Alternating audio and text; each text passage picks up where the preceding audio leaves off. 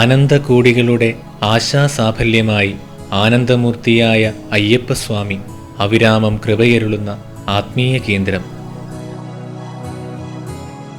പുൽനാമ്പ് മുതൽ ആൽമരം വരെയും കിളികുലം മുതൽ കാട്ടാനക്കൂട്ടം വരെയും പാദസേവ ചെയ്യുന്ന അയ്യന്റെ പൂങ്കാവനം. പ്രകൃതിയുമായി ഇത്രയും ഇണങ്ങി നിൽക്കുന്ന മറ്റൊരു തീർത്ഥാടന കേന്ദ്രം കണ്ടെത്തുക ഒരുപക്ഷെ അസാധ്യമാണ്. പ്രകൃതിയും ഇവിടെ ആചാരത്തിന്റെ ഭാഗമാണ്. ഗിരിനിരകളിൽ തെളിയുന്ന മകരവിളക്കും 18 മലകൾക്ക് കൽപ്പിക്കപ്പെട്ടിട്ടുള്ള ദൈവീക പരിവേഷവും അതിൻ്റെ ഉത്തമ ദൃഷ്ടാന്തങ്ങളാണ്. കൊടുങ്കാടിനുള്ളിൽ വാണരുളുന്ന ഭഗവാൻ പ്രകൃതിയെ ആരാധിക്കുവാൻ നമ്മെ പഠിപ്പിച്ചുകൊണ്ടേയിരിക്കുന്നു.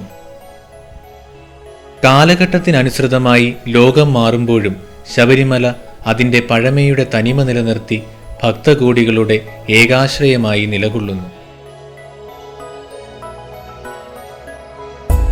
എന്നാൽ മലിനീകരണം എന്ന വിപത്ത് ശബരിമലയെയും പൂങ്കാവനത്തെയും നശിപ്പിക്കുവാൻ തുടങ്ങിയിരിക്കുന്നു. അതിൽ പ്ലാസ്റ്റിക് എന്ന വസ്തുവാണ് ഏറെ വിനാശകാരി.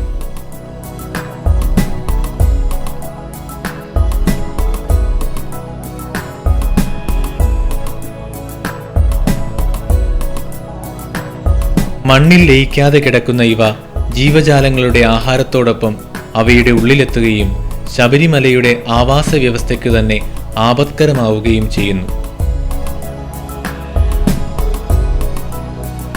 സഞ്ചികളുടെ രൂപത്തിലും ചന്ദനത്തിരി, കർപ്പൂരം, പനിനീർ തുടങ്ങിയ വഴിപാട് സാധനങ്ങൾ അടങ്ങിയ കവറുകളുടെ രൂപത്തിലും ഇവ ശബരിമലയിൽ എത്തിച്ചേരുന്നു.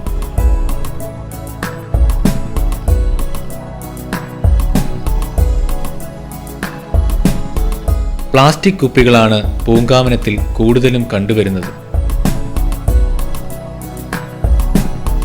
കുടിവെള്ളം നിറച്ചു വരുന്ന ഈ പ്ലാസ്റ്റിക് കുപ്പികൾ എത്തിച്ചേരുവാൻ ദുർഘടപാതകൾ നിറഞ്ഞ ശബരിമലയിൽ നിരോധിക്കുക എന്നത് ഇന്നത്തെ സാഹചര്യത്തിൽ പ്രയാസമാണ്.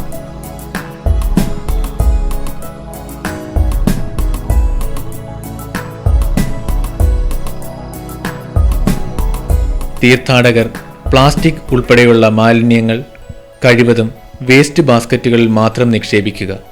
അവ അലക്ഷ്യമായി വലിച്ചെറിയാതിരിക്കുക.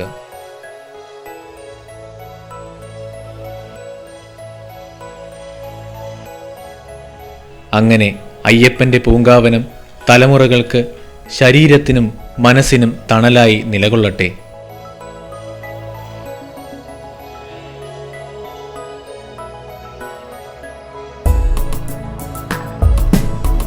തിരുവിതാംകൂർ ദേവസ്വം ബോർഡ് മറ്റ് ഗവൺമെന്റ് വകുപ്പുകളോടും സന്നദ്ധ സംഘടനകളോടും ചേർന്ന് നടത്തുന്ന പ്ലാസ്റ്റിക് നിർമ്മാർജ്ജന യജ്ഞത്തിൽ ഓരോ സ്വാമി ഭക്തനും പങ്കാളികളാവുക.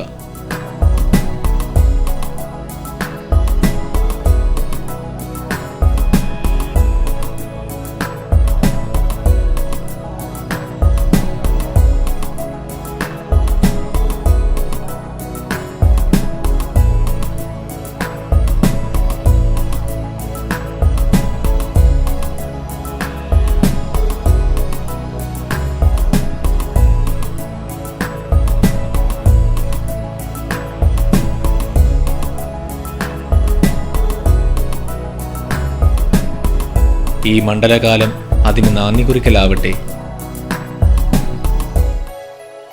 മാലിന്യമുക്ത പൂങ്കാവനം എന്നത് നമ്മുടെ ആചാരത്തിന്റെ ഭാഗമാകട്ടെ.